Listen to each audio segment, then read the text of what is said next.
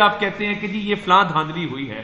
مجھے یہ بتائیے کہ یہ جو پی ٹی آئی کے لوگوں سے آپ کا رابطہ تھا یہ تو اب ثابت ہو گیا نا, اس کو کوئی ڈینائی کر دے, یہ تو اوور ویلمنگ ایویڈنس ہے جو میں آپ کے سامنے پورے پاکستان کے سامنے ڈسپلے کر رہا ہوں کہ بھئی دھاندلی جس دن ہو رہی تھی آپ سوئے ہوئے تھے, آپ کو اس دن تو جاگ نہ آئی.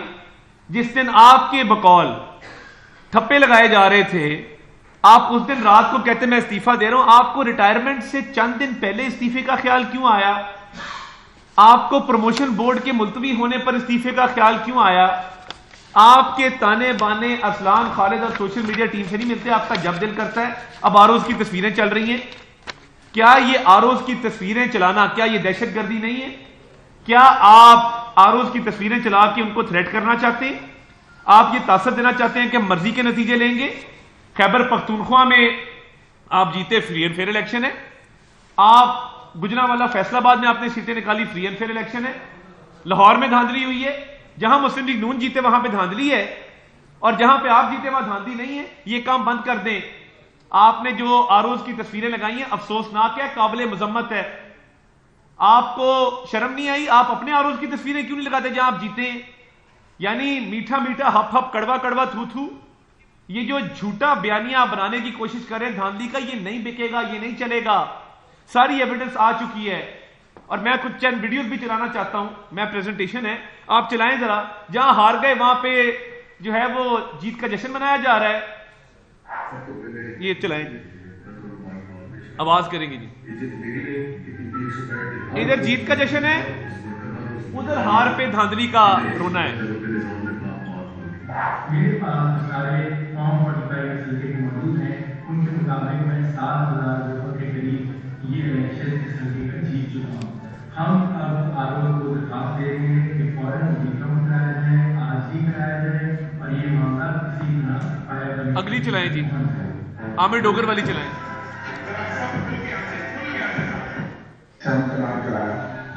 میری کامیابی عمران خان کی جدوجہد کی کامیابی ہے. یہ جیت عمران خان کے نظریے کی جیت ہے.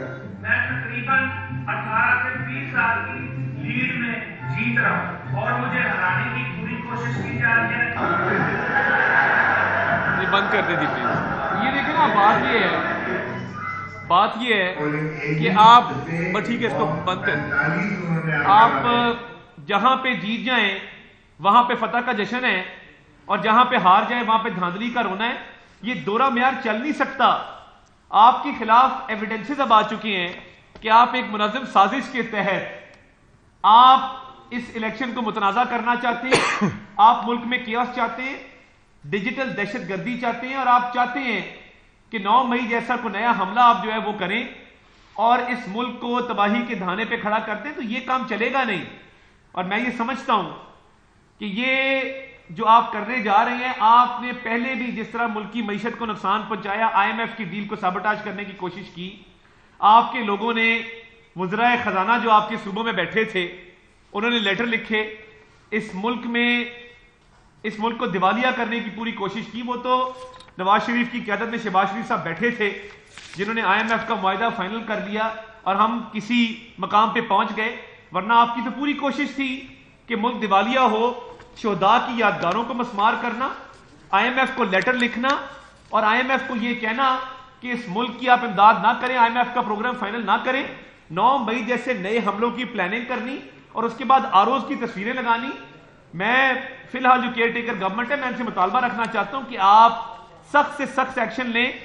پرچے رجسٹر ہونے چاہیے. جو انہوں نے آروز کو تھریٹ کیا ہے یہ کام نہیں چلے گا کہ آپ آروز کو بھی تھریٹ کریں اور ایک کمشنر کے ساتھ آپ رابطے کر کے اس کو کوئی پیشکشیں کر کے ایک منظم کیمپین چلائیں جس کے اسکرین شاٹس آپ کے سامنے شیئر کر دیے گئے ہیں.